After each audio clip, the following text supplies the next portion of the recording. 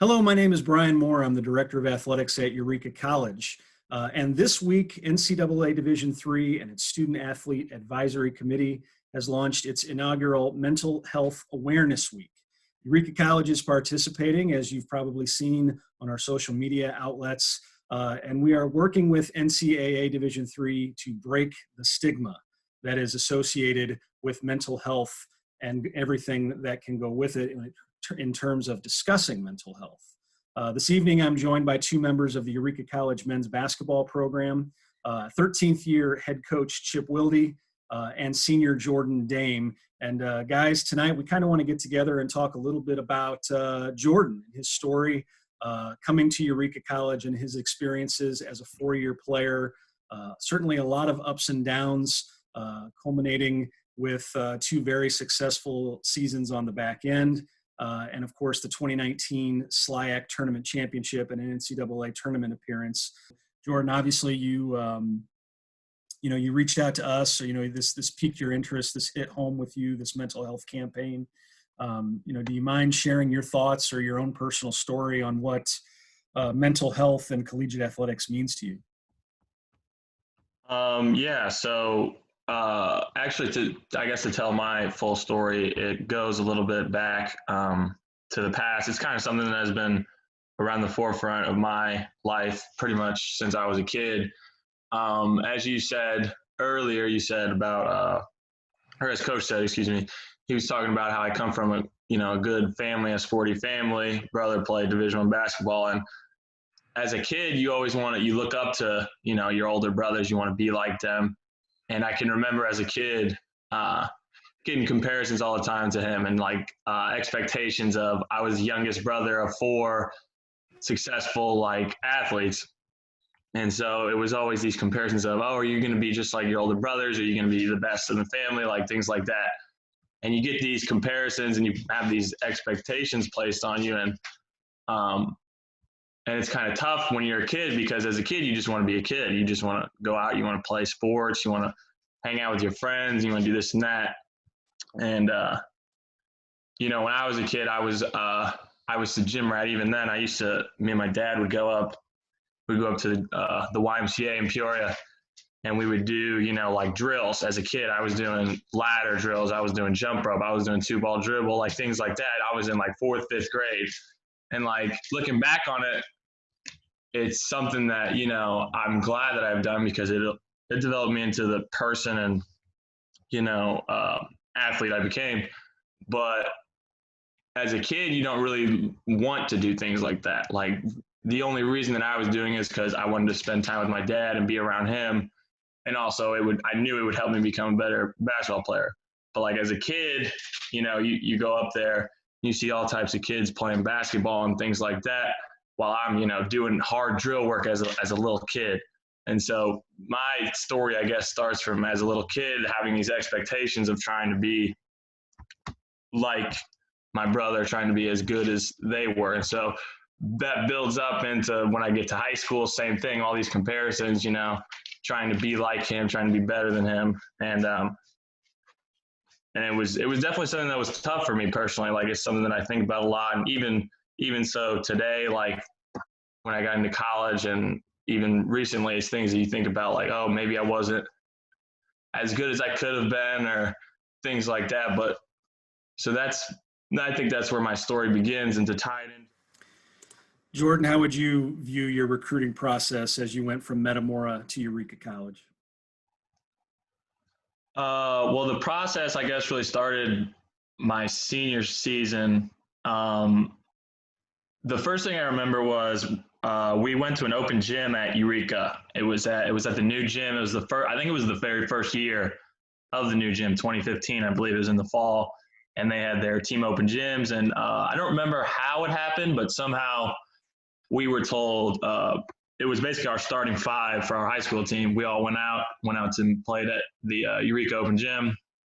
And, the guys in their team, Sam Feehan, I think Shea was there that day too, I think. I don't really remember exactly. Greg Kent was there, Parker Gibson, Alex Wiegand, Hank Thomas, guys like that. And so we had our Metamora five going up against them, and they were that was the first experience I had, and we were playing against them the whole day, and then at the end, I remember Coach Wilde, he sat down and talked to me and said, "Oh, we're really interested in you. We think you'd have a bright future here. We could see you playing, as soon as next year, as a lot down the road as well." So that was really the first spot that I can remember in which he started recruiting me.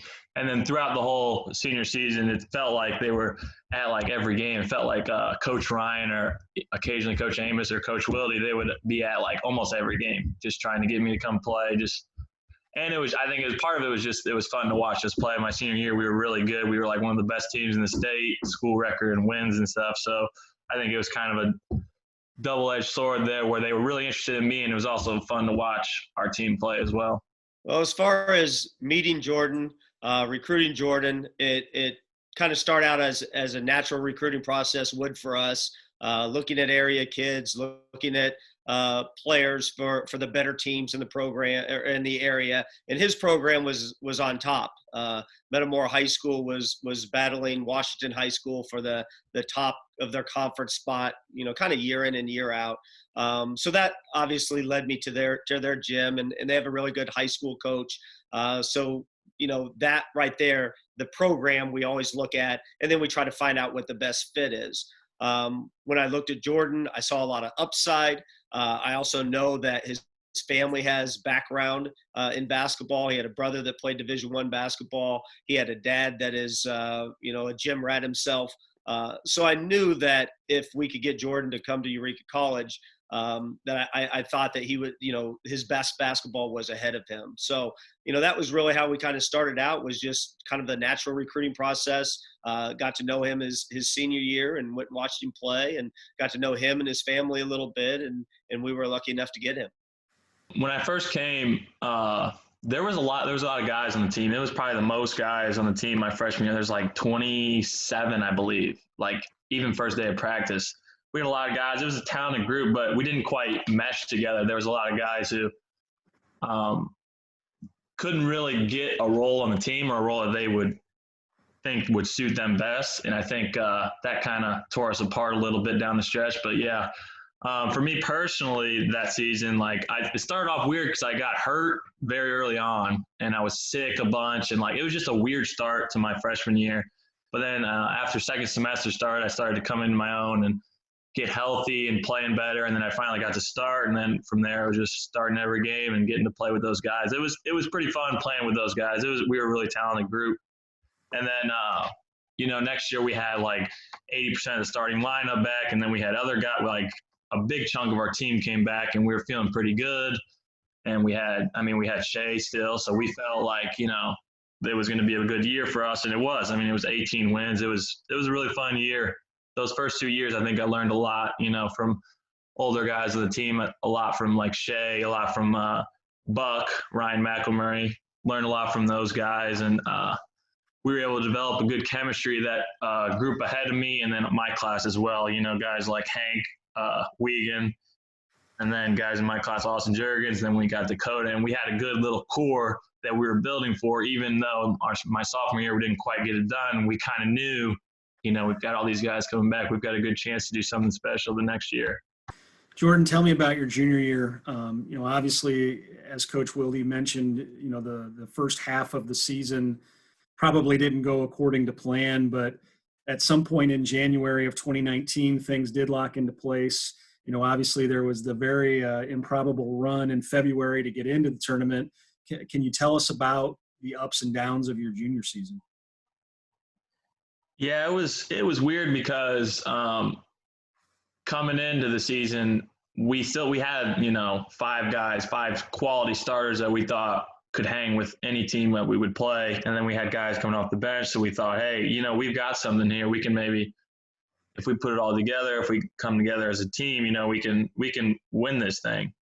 Yeah, we started off 2-10, I believe was our record. I think one of the big turning points was we did come together quite a bit. I think that helped. We had a players only meeting. It was in January, I believe, early January. And it was basically just a coming together, airing out grievances like, hey, regardless of what you think of the person, regardless of what you think of anybody, at the end of the day, we have one goal, and that goal is to win a conference championship. So forget everything else. Let's just come together. Let's just play. Let's play as hard as we can. Let's just see what happens. Like let's just give it all we got, put everything into this. And if we don't get to where we want to go, then so be it. But we just had this belief that it was just going to happen. Like even when it seemed bleak, even when we were almost out, I can remember after we made a really good run in February. And I can remember after we lost at Principia, it was like there was 2 games left after that. And we were like, oh man, we're probably out. Like this is probably it. And then we just were like, you know what? Maybe something crazy will happen. You never know. Like, so we just kept playing, and then something crazy did happen, and we took advantage of it. Really, and it was pretty surreal, honestly. We started very early. Our schedule wasn't very good that year as far as some early road games. We had a Canadian trip that we didn't play very well early on our Canadian trip. And we had a weird time with the Canadian trip. We beat the best team on the Canadian trip by 30. And the other 2 teams weren't half as good as the team that we beat. So if Jordan remembers, we talked a lot about perspective starting on that trip and keeping things in perspective and keeping things and what, kind of keeping our eye on the ball. And I kind of think that's what they did at the end, even though we made it a little too close for comfort at the end.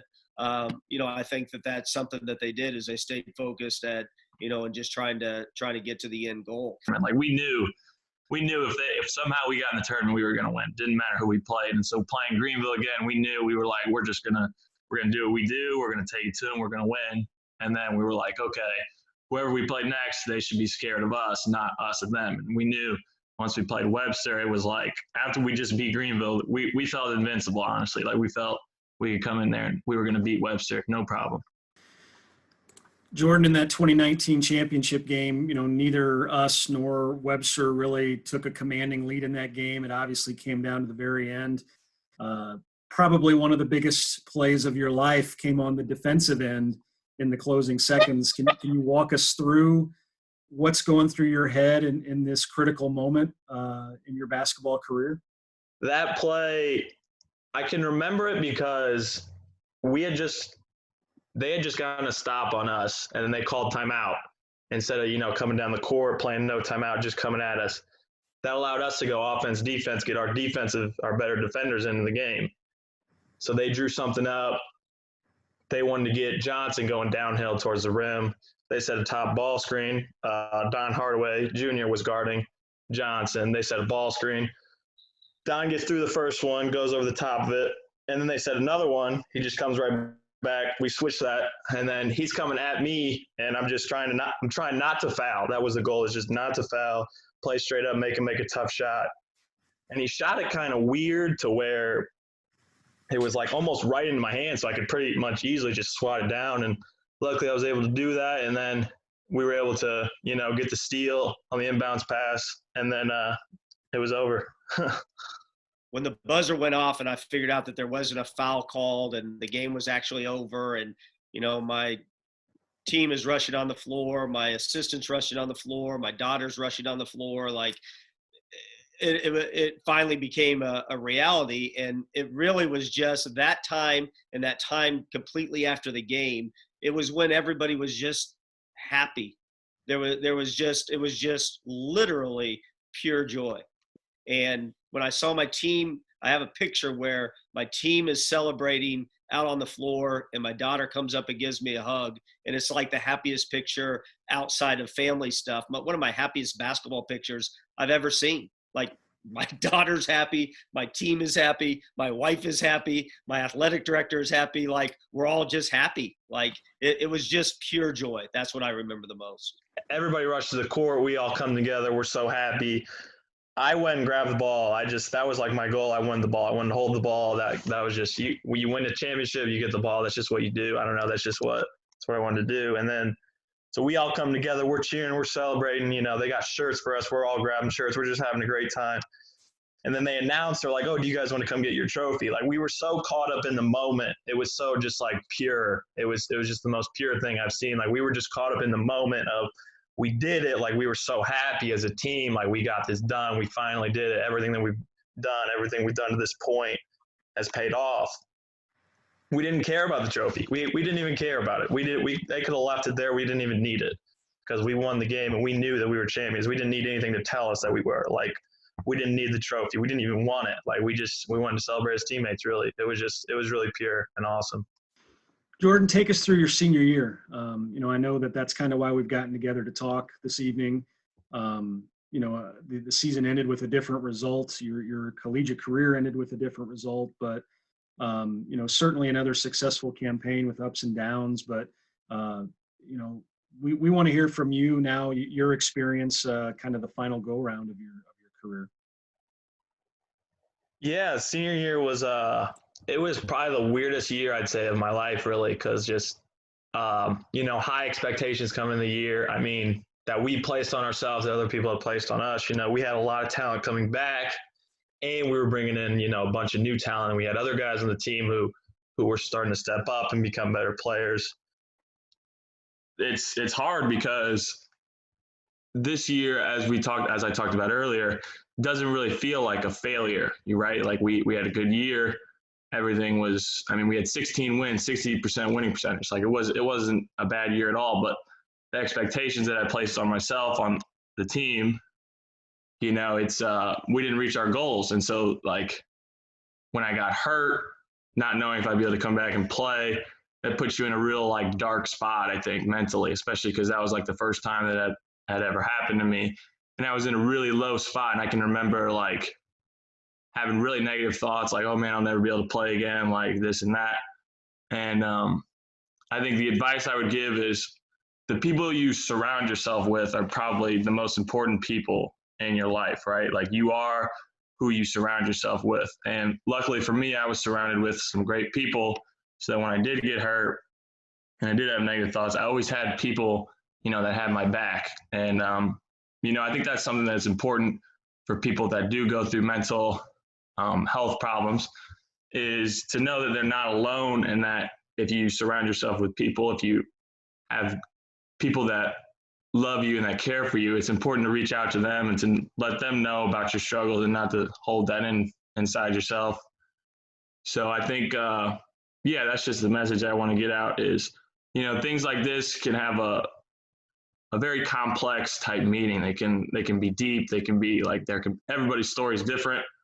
And so I think who you surround yourself with and choosing not to fight this type of situation alone is very important, because I don't think I would have been able to get through some of the stuff that I did this year in the past, 365 days without, great support of friends and family and things like that. So, not everybody, I would say, is as lucky as me to have, a great supporting people in their lives, but everybody's got someone that they can go to. Everybody's got, people that they can trust. And if you are dealing with mental health problems, it is good to reach out to those people and, just let them know that you're not okay, like that you're not doing well, and I think that's an important thing. And that's something that I would encourage to other people, is the big thing, is reaching out to people and letting them know, hey, I'm kind of struggling with, my mental state right now, just because there's a lot on my plate and I'm not really sure what to do. So I think people need to understand that, I guess, to break the stigma would be, it's okay to not be okay. Like, it's okay to be struggling mentally. It's okay. Like, that's a normal thing to people every day. And so I think the best thing would be to just, be more willing to share your story and be more willing to let out your problems would be the biggest thing to me. I think that is what, mental health means to me.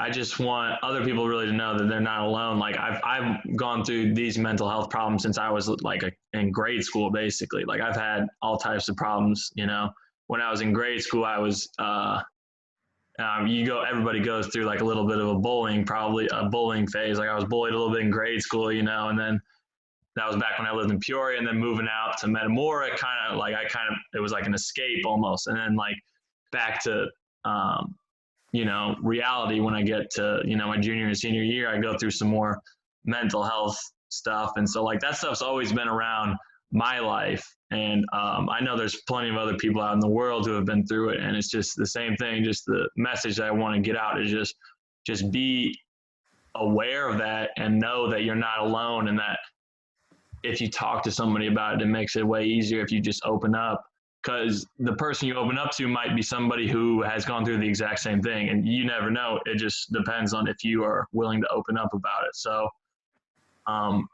just, yeah, to break the stigma, just to people need to be aware that this is a real, a real problem. And I think in the country is this and other mental health problems like that, like people not being open about it and kind of just bottling it in and just living with that problem instead of, trying to take the steps necessary in order to get over it. On this topic, I think that it's very important for communication to stay open both ways between players and coaches.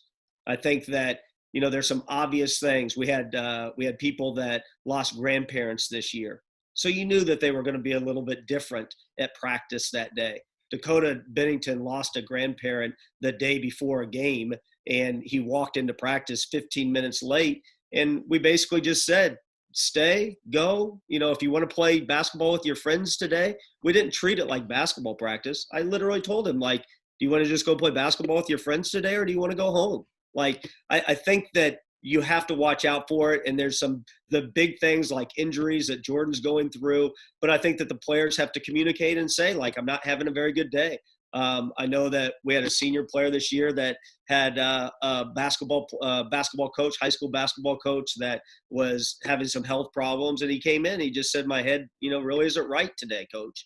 And I just think, communicating that type of stuff when things are going on, all of them, everybody, we all have things that are going on. I had my father passed away during the season a couple of seasons ago. Like, there's a lot going on in all of our lives. And I think sometimes that if you just need a day or you need 5 minutes, even if you get mad at practice, I tell our guys, if you get mad at practice, like, go out in the hallway and get a drink for a second, take a couple deep breaths and then come in, rather than, do a hard foul or do something out of anger or yell or do something, just take a break for a second. And, I just think that, it's all about the communication with that and being able to, if you need a day or if you need a minute, whatever it ends up being, kind of going that way with it.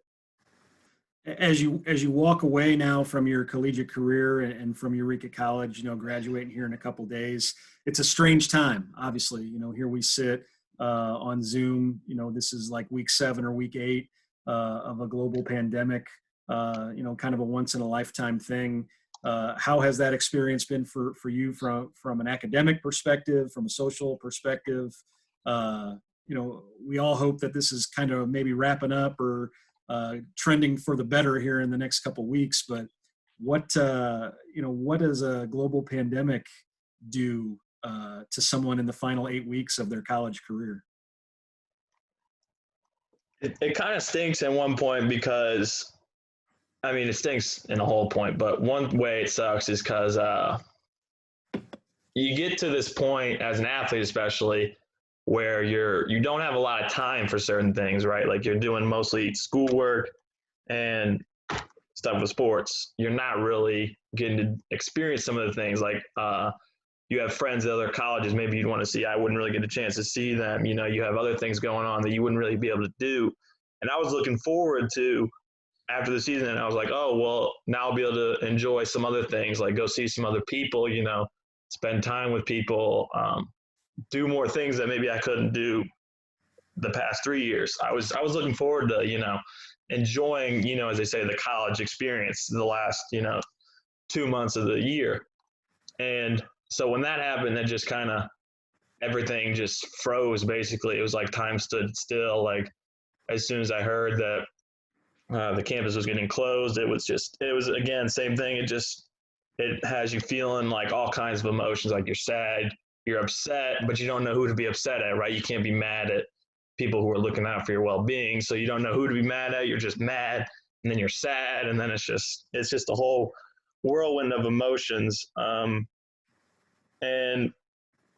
But I will say one thing that has been good is it seems like people are kind of coming together with this, like in terms of like this online schoolwork has been tough. People come together, are trying to do everything they can to get through it. I've been messaging with different classmates back and forth. We're trying to, get through this the schoolwork and get this semester done with. So I do think it's gotten people, closer in a way.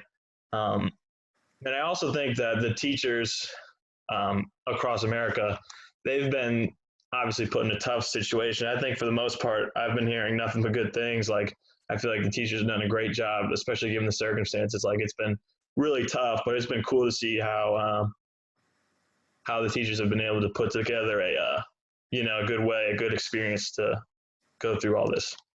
Thanks again, guys. Jordan, really appreciate you reaching out and allowing us to kind of hear your story. We do think it will be helpful for other student athletes at Eureka College and maybe beyond. So again, I view this as a very productive and interesting conversation.